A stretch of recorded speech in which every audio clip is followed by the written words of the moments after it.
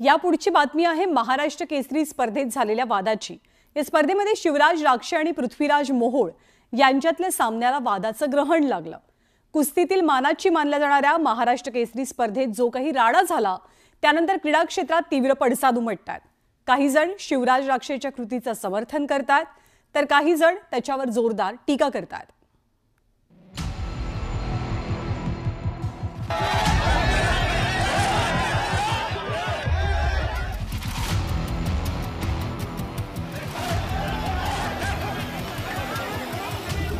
महाराष्ट्र केसरी 2025 स्पर्धेत कुस्तीच्या आखाड्याबाहेर कुस्तीपटू आणि पंचांमध्ये राडा झाला।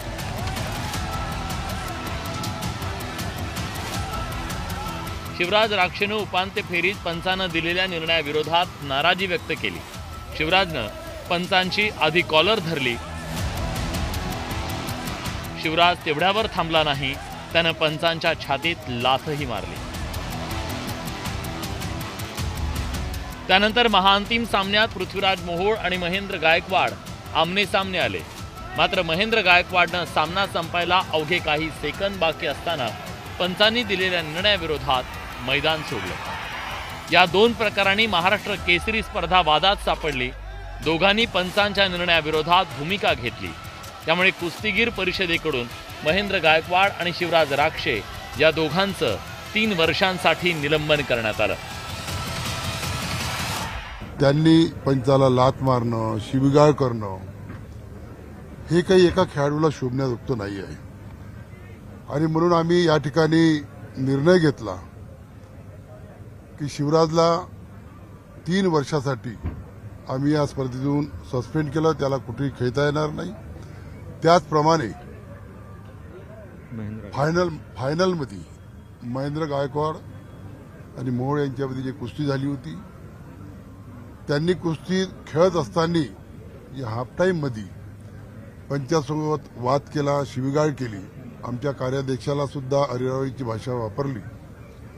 हे न शोभणार एका खेळाडूला, त्याच्यामुळे त्यांना सुद्धा आम्ही 3 वर्षासाठी सस्पेंड केलं। त्याला 3 वर्ष स्पर्धेमध्ये दोघांनाही खेळता येणार नाही।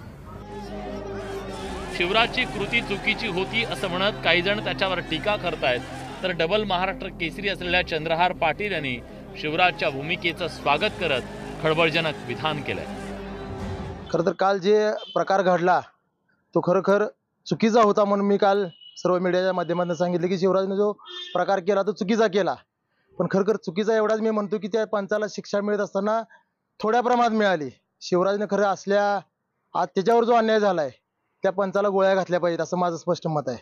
कारण हाच प्रकार 2009 साली माझ्याबरोबर बाबतीतही घडलेला होता। शिवराज आज 3ऱ्यांदा महाराष्ट्र केसरी होणार होता, मीही त्यावेळेस 3ऱ्यांदा महाराष्ट्र केसरी पहिल्यांदा होणार होतो आणि पंचांच्या चुकीच्या निर्णयामुळे आणि 6 मिनिटाची कुस्ती जवळ 1.5 तास चालवल्यामुळे मी जो अन्याय सहन केला तोच आज अन्याय शिवराज सहन करतोय। दरम्यान ज्या पंचांनी चुकीचा निर्णय दिला त्यांच्यावर कारवाई करावी अशी मागणी शिवराज राक्षेंच्या कुटुंबियांनी केली आहे। ते आमच्या मुलांनी काही केलं नसतं। आदल्या दिवशी पण ते मॅटवर जाताना त्यांनी काय केलं, शिवीगाळी केली तरी माझा मुलगा काहीच म्हणला नाही, तो आपला तो कुस्ती केली निघून आला। परत आपण आता काल कुस्तीला गेला चुकीचा निर्णय झालाच नव्हता। तो मला फक्त आम्हाला रिप्लाय करून दाखवला असतं काहीच होऊ शकत नव्हतं। तर या सगळ्या मागे राजकारण असल्याचा आरोप काका पवार यांनी केला। मग लाठीचार्ज कशामुळे केला, काय कारण आहे लाठीचार्ज करायचं का? ती काय आमचे पैलवान काय तुमचं मर्डर करायला आले तिकडे नगरमध्ये? मग तुम्ही कशाबद्दल आमच्या पैलवानावर लाठीचार्ज केला, काय कारण आहे? आणि तुम्हीच म्हणताय आम्ही केस करून तुमच्यावर, कसं काय केस करून? तुम्ही कुठे झोपला होता का तिथं? मग तुम्हाला जर एवढं होतं तर मग तुम्ही झोपला होता का? मग तुम्ही काय तसंच मग करायचं होतं? मग तुम्ही कशाला तुम्हाला न्याय मागत होता? शिवराज राक्षे तुमच्यापाशी न्याय मागत होता। महाराष्ट्र केसरी सारख्या अतिशय प्रतिष्ठेच्या अशा स्पर्धेत घडलेला हा प्रकार अतिशय दुर्दैवी आहे। या राड्यानं कुस्तीच्या प्रतिष्ठेला नख लागलंय। शिवाय कुस्तीच्या आखाड्यात सुरू असलेलं राजकारण टाळायला हवं अशी सामान्य कुस्तीप्रेमींची भावना आहे। Bureau report, news 18 Lokmat.